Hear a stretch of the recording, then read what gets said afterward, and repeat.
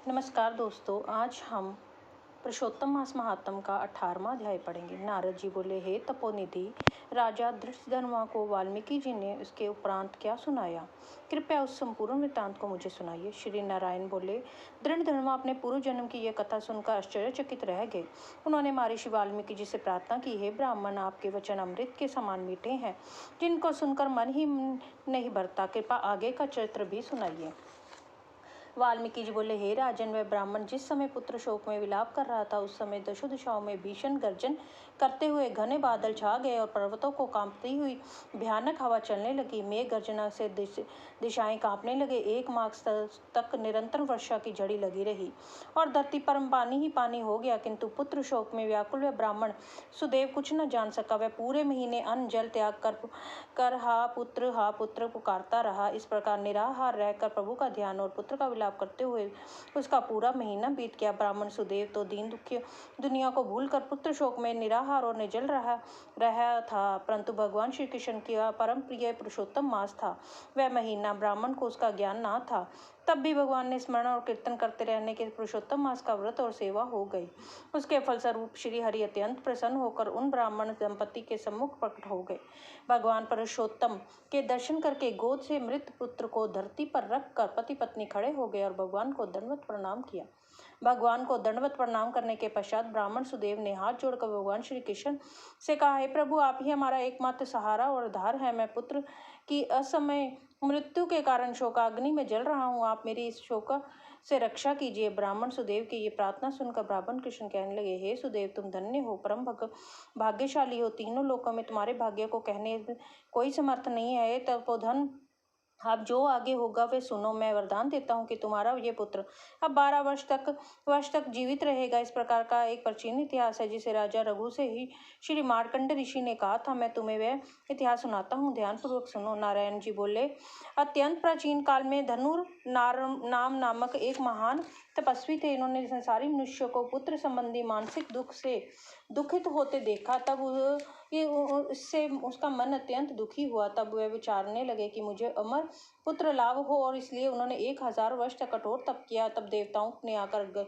धनु से कहा, हे मनुष्य, हम तुम्हारे तप से प्रसन्न हैं, तुम्हारा कल्याण हो, जो इच्छा हो वर मांगो। देवताओं के इस प्रकार के वचन सुनकर महर्षि धनु नाम ने कहा कि आप मुझे अमर और बुद्धिमान पुत्र दीजिए। सब देवताओं ने कहा, ऐसा भी पृथ्वी पर तो नहीं हो सकता। तब ऋषि ने कहा, निमित आयु वाला पुत्र दे दीजिए। देवता बोले, निमित किसे कहते हैं? मुनि बोले, ये सामने जो बड़ा पर्वत है, जहाँ तक रहे मेरा पुत्र भी तब तक जीवित रहे। तब देवता, ऐसा ही हुआ, ऐसा ही हो, ये वरदान देकर स्वर्ग चले गए। देवताओं के वरदान से महर्षि धनुर नाम के ने समय आने पर अत्यंत सुंदर पुत्र प्राप्त किया। वह पुत्र चंद्रमा से दृश्य बढ़ने लगा। जब 16 वर्ष का हो गया तब उसे पिता धनुर नाम मुनि बोले, हे पुत्र, महात्माओं की कभी अवज्ञा ना करना और सदैव धर्म का पालन करता। पुत्र जानता था कि वह निमित आयु है, अतः इस घमंडवश वह उन्मुक्त होकर मुनियों को कुछ भी नहीं समझता था। एक बार क्रोधी मुनि महर्षि दुर्वासा विधि पूर्वक शालिग्राम भगवान का पूजन कर रहे थे। उसी समय वह आग पहुंचा और उस मूर्ति को उठाकर चंचलता से गहरे कुएं में डाल दिया। क्रोधित होकर मुनि ने शाप दिया, किंतु वह ना मरा। तब मुनि सोच में पड़ गया, और अरे, इस धनु को पुत्र को देवताओं ने निमितायु बना दिया है। इस प्रकार चिंता करते हुए मुनि बोले, लंबी सांस छोड़ने लगे। उस श्वास से अनेकों भैंस उत्पन्न हो गए। उन्होंने उस पहाड़ से टक्कर मार कर उसके टुकड़े कर दिए। पहाड़ के खंड खंड होते ही मनुधनुर नाम का वह दुर्मद पुत्र भी मर गया। महर्षि धनुर नाम अपने मेरे मरे हुए पुत्र को देखकर रोने लगा। उसके शरीर को लेकर अग्नि प्रज्वलित कर उसमें पुत्र समेत भस्म हो गई। ये कथा सुनाने के पश्चात भगवान कृष्ण ने सुदेव से आगे कहा, हे सिद्धार्थ, परंतु बड़ी आयु पाकर भी तुम्हारा पुत्र वैसा नहीं होगा। यह पुत्र तुम्हें गरुड़ ने दिया है। ऐसा पुत्र पाने से तुम इस संसार में प्रशंसनीय होंगे। मैंने तुम्हारे इस पुत्र को पुरुषोत्तम मास के व्रत से प्रसन्न होकर बड़ी उम्र का बना दिया है। गृहस्थ धर्म का पूर्ण सुख भोग कर तुम ब्रह्मलोक में जाओगे और वहां भी सुखी रहोगे। इस प्रकार वहां 1000 देवताओं के वर्ष तक सुख पाओगे के बाद पृथ्वी पर तुम्हारा जन्म होगा, जहाँ चक्रवर्ती राजा बनोगे। धरण्डनवा नामक राजा बनकर तुम अनेकों सुख समृद्धि, सेना और निष्कंटक राज्य आदि का सुख 10,000 वर्ष तक पृथ्वी पर भोगोगे।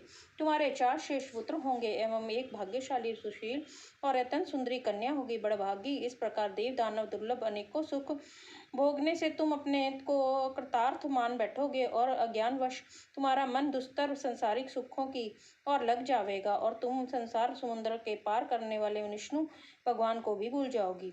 तब यही तुम्हारा पुत्र तोता बनकर और वट वृक्ष पर बैठकर तुम्हें ज्ञान देगा। इस समय तुम तोते के श्लोकों को भाव ना समझ पाने के कारण उदास होकर घर आकर चिंता के समुद्र में लीन हो जाओगे। हे सुदेव, उस समय तुम्हें वाल्मीकि ऋषि आकर ज्ञान देंगे। तम संशय निवृत्त होने पर संसारिक सुखों को त्याग कर श्री हरिपद को अपने स्त्री के साथ पाओगे, इसमें जिसमें ज्ञान लौटता नहीं है। भगवान ने सुदेव को उसके आगामी जीवन की कथा सुनाने के बाद उसके पुत्र को जीवित कर दिया। पति पत्नी दोनों ही पुत्र को जीवित देखकर बड़े प्रसन्न हुए। देवता भी उनके ऊपर पुष्प वर्षा करने लगे। सुखदेव ने उठकर श्री हरि एवं माता पिता के चरणों को प्रणाम किया। उस समय अपने अंश से उत्पन्न पुत्र सुखदेव को देखकर गरुड़ जी भी बड़े प्रसन्न हुए।